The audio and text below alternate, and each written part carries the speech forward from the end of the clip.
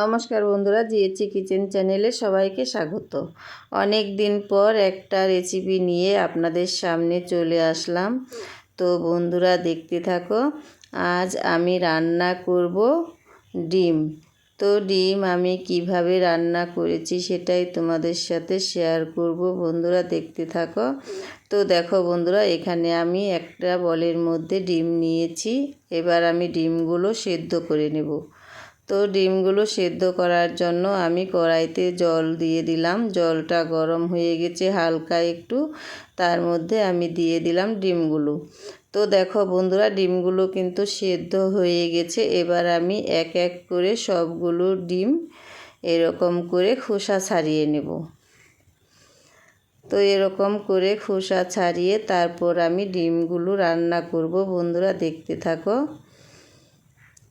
তো এখানে দুটো ডিম খোসা ছাড়ানো হয়ে গেছে, সবগুলো ছাড়িয়ে তারপর ফিরে আসছি বন্ধুরা।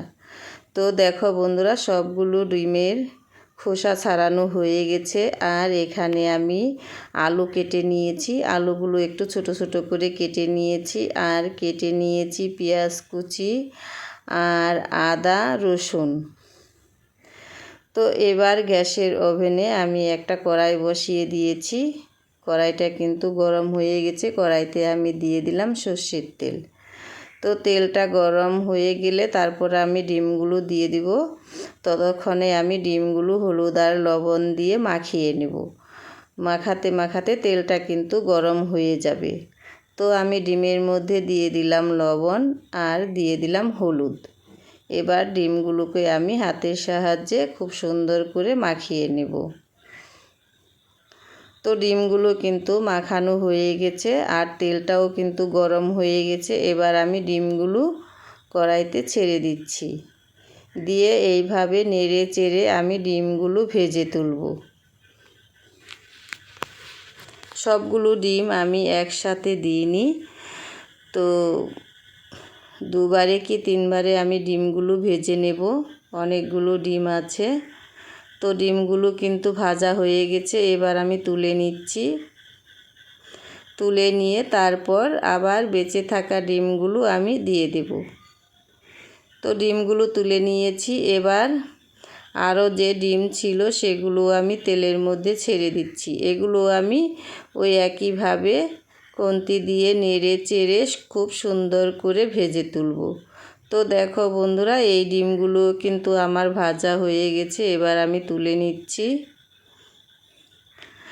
আর ওদিকে যে আদা রসুন লঙ্কা সেগুলো কিন্তু আমি পেস্ট করে নিব। তো সেগুলো আমি অফ ক্যামেরায় পেস্ট করে নিব।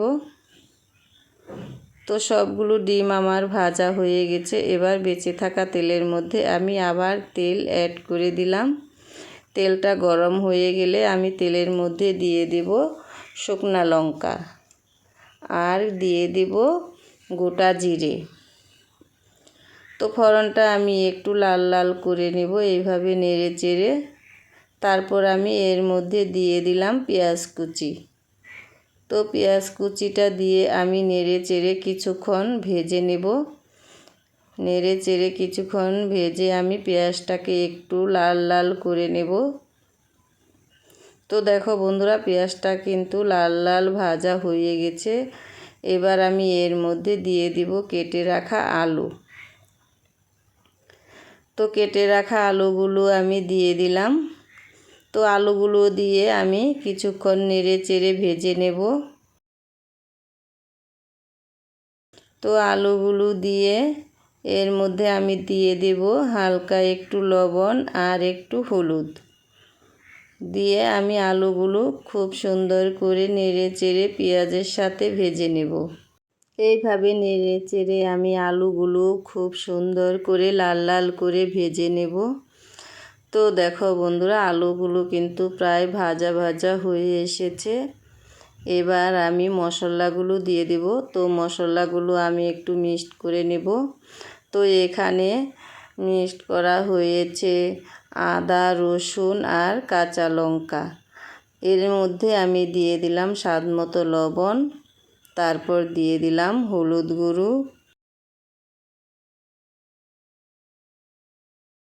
তারপর দিয়ে দিলাম জিরের গুঁড়ো। এবার একটু জল দিয়ে আমি এটাকে ভালো করে মিশিয়ে নেব।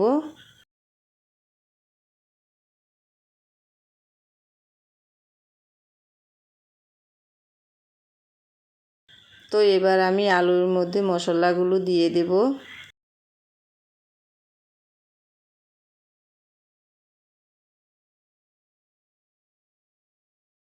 মশলার বাটিটা ধুয়ে আমি জল দিয়ে দিলাম।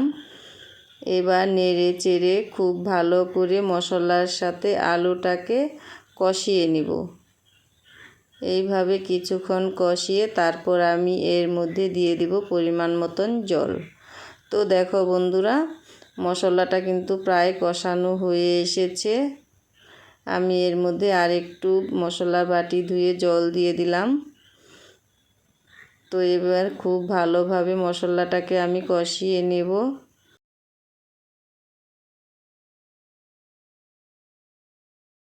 তো দেখো বন্ধুরা, মশলাটা কিন্তু খুব ভালোভাবে কষানো হয়ে গেছে। এবার আমি এর মধ্যে দিয়ে দিব পরিমাণ মতন জল।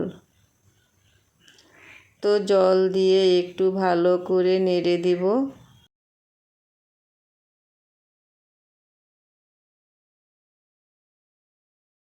তো ঝোলটা কিন্তু ফুটে গেছে। এবার আমি এর মধ্যে এক এক করে ডিমগুলো দিয়ে দেব। ডিমগুলো দিয়ে তারপর আমি আরও কিছুক্ষণ রান্না করে নেব।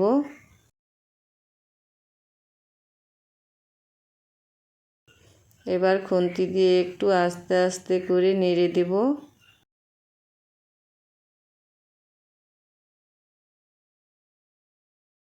তো ডিম দেওয়ার পরও কিন্তু ঝোলটা ভালো করে ফুটে উঠেছে। আমি কিছুক্ষণ রান্না করে নিয়েছি।